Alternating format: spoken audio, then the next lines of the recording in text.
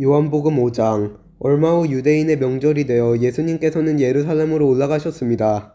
예루살렘에 있는 양일문 근처에 기둥 5개가 있는 연못이 있었습니다. 거기에는 히브리 말로 베데스다라고 쓰여 있었습니다.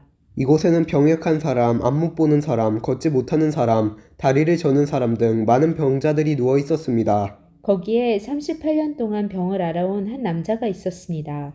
예수님께서는 그 남자가 누워 있는 것을 보시고 그가 아주 오랫동안 병을 앓아온 사람이라는 것을 아셨습니다. 그래서 그에게 물으셨습니다. 낫기를 원하시오. 병든 사람이 대답했습니다. 선생님, 물이 움직이기 시작할 때 제가 연못 안으로 들어갈 수 있게 도와주는 사람이 없습니다. 제가 물속으로 들어가려고 하면 다른 사람이 저보다 앞서서 물속으로 들어가곤 합니다. 그때 예수님께서 말씀하셨습니다. 일어나서 당신의 침상을 들고 걸어가시오. 그 즉시 그 남자는 병이 나았습니다. 그는 그의 침상을 들고 걸어가기 시작했습니다. 그런데 그날은 안식일이었습니다. 그래서 유대인들은 병이 나은 그 남자에게 이렇게 말했습니다. 오늘은 안식일이요. 안식일에 당신이 침상을 들고 가는 것은 율법을 어기는 일이요. 그러나 그 남자가 대답했습니다. 나를 고쳐주신 분이 나에게 침상을 들고 걸어가거라 하고 말씀하셨습니다. 당신에게 침상을 들고 걸어가라고 말한 사람이 도대체 누구요? 라고 유대인들이 다시 물었습니다. 그러나 병고침을 받은 사람은 어떤 사람이 자기를 고쳐 주었는지 알 도리가 없었습니다. 왜냐하면 그곳에는 많은 사람들이 있었고 예수님께서는 이미 군중 속으로 사라진 뒤였기 때문입니다. 얼마 후 예수님께서는 성전뜰에서 그 남자를 만나 그에게 말씀하셨습니다. 보시오, 당신은 이제 다시 건강해졌으니 더 악한 일이 당신에게 닥치지 않게 다시는 죄를 짓지 마시오. 그 남자는 그 자리를 떠나 유대인들에게 가서 자신을 고쳐주신 분이 예수님이라고 말했습니다. 예수님께서 안식일에 이러한 일을 하셨기 때문에 유대인들은 예수님을 핍박하기 시작했습니다. 그러나 예수님께서는 그들에게 이렇게 말씀하셨습니다. 내 아버지께서 지금까지 항상 일하시니 나도 일한다.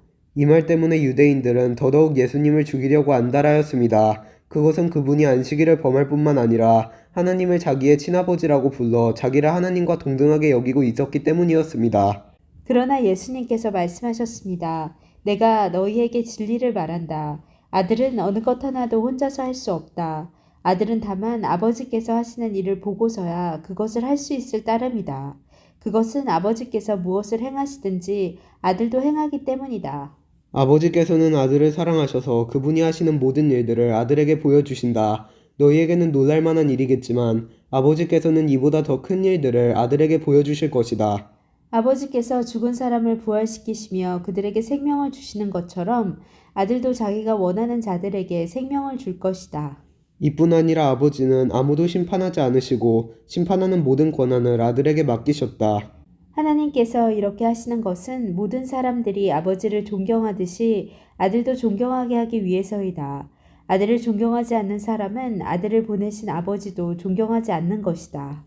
내가 너희에게 진리를 말한다. 누구든지 내 말을 듣고 나를 보내신 분을 믿는 사람은 영원한 생명을 얻었고 심판을 받지 않을 것이며 사망에서 생명으로 옮겨졌다.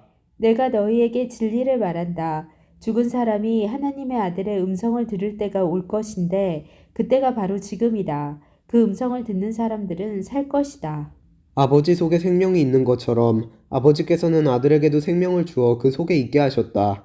또한 아들이 곧 인자이기 때문에 아버지께서는 아들에게 심판할 수 있는 권한을 주셨다. 이 말을 한다고 놀라지 마라. 무덤 속에 있는 모든 사람들이 아들의 음성을 들을 때가 올 것이다. 선한 일을 한 사람들은 생명을 얻기 위해 부활할 것이며 악한 일을 한 사람들은 심판을 받기 위해 부활할 것이다. 나는 혼자서는 아무것도 할 수 없다. 그래서 내가 듣는 대로만 심판을 한다. 그래서 나의 심판은 의롭다. 나는 내가 하고 싶은 것을 하려 하지 않고 오직 나를 보내신 분이 원하시는 것을 하려고 애쓴다. 내가 나 자신에 대하여 증언한다면 사람들은 내 증거를 참된 증거로 받아들이지 않을 것이다. 그러나 나에 대하여 증언하는 다른 분이 계시니 나는 그분이 나에 대하여 증언하는 것이 옳다는 것을 안다. 너희가 요한에게 사람을 보냈고 요한은 너희에게 진실되게 증언하였다. 그렇다고 해서 내가 사람에게서 증언을 받은 것은 아니다. 내가 이런 말을 하는 것은 너희가 구원을 얻을 수 있도록 하기 위해서이다. 요한은 타오르면서 빛을 내는 등불이었다. 너희는 잠시 요한의 빛 가운데서 기뻐하기를 원했으나 내게는 요한의 증언보다 더 큰 증언이 있다. 아버지께서 나에게 하라고 주셨고, 지금 내가 행하고 있는 일들이 아버지께서 나를 보내신 것을 증언한다. 나를 보내신 아버지께서 친히 나를 증언해 주셨다.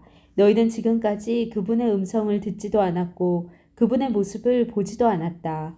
또한 너희는 아버지께서 보내신 사람을 믿지 않기 때문에 하나님의 말씀이 너희 속에 머물러 있지도 않는다. 너희는 성경에서 영생을 얻을 수 있다고 생각하여 성경을 부지런히 연구하고 있는데 바로 그 성경이 나를 증언하는 것이다. 하지만 너희는 영생을 얻기 위해 나에게 오는 것을 거절하였다. 내가 사람에게서 영광을 받으려는 것이 아니다. 나는 너희가 어떤 사람인지를 안다. 너희에게는 하나님을 사랑하는 마음이 없다. 나는 나의 아버지로부터 받은 권세를 가지고 왔으나 너희는 나를 받아들이지 않는다. 그러나 다른 사람이 자기의 권세를 가지고 온다면 너희는 그를 받아들일 것이다.